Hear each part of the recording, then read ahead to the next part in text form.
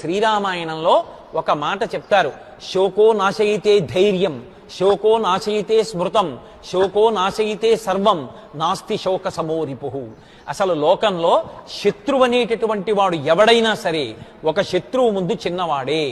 ఎవడా పెద్ద శత్రువు అంటే శోకమే పెద్ద శత్రువు.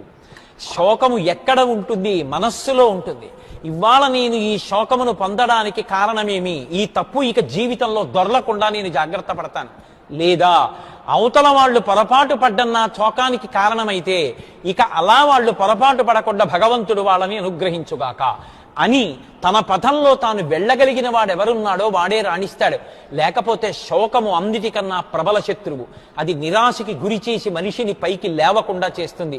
అందుకే శోకో నాశయితే ధైర్యం. శోకము మొదట దేన్ని పాడు చేసేస్తుంది అంటే ధైర్యాన్ని పాడు చేస్తుంది. ధైర్యము పోయిందా ఇక ఆ మనిషి నోటి వెంట మాట రాదు, నలుగురిలోకి వెళ్ళలేడు, మాట్లాడలేడు, ఏ పని స్ఫురణకి రాదు, కార్యాన్ని నిర్వహించలేడు, నిశ్చయం చెయ్యలేడు, తన పథంలో తాను ప్రయాణించలేడు. శోకో నాశయితే ధైర్యం, శోకో నాశయితే స్మృతం. విపరీతమైన శోకానికి వశుడైపోతే ఏం చదువుకున్నాడో జ్ఞాపకానికి రాదు, ఏం విన్నాడో జ్ఞాపకానికి రాదు, తాను ఎలా వృద్ధిలోకి రావాలో జ్ఞాపకానికి రాదు.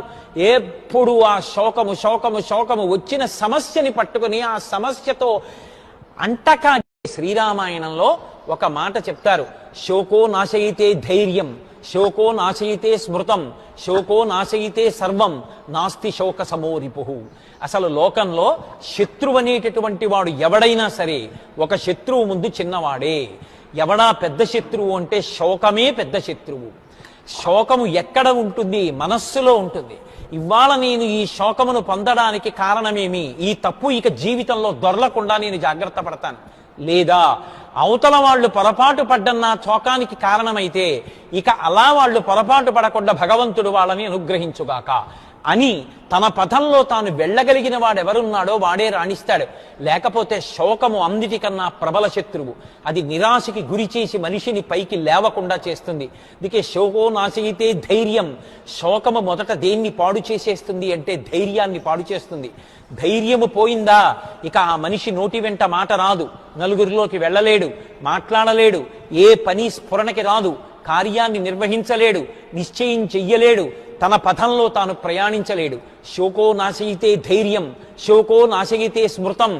విపరీతమైన శోకానికి వశుడైపోతే ఏం చదువుకున్నాడో జ్ఞాపకానికి రాదు, ఏం విన్నాడో జ్ఞాపకానికి రాదు, తాను ఎలా వృద్ధిలోకి రావాలో జ్ఞాపకానికి రాదు.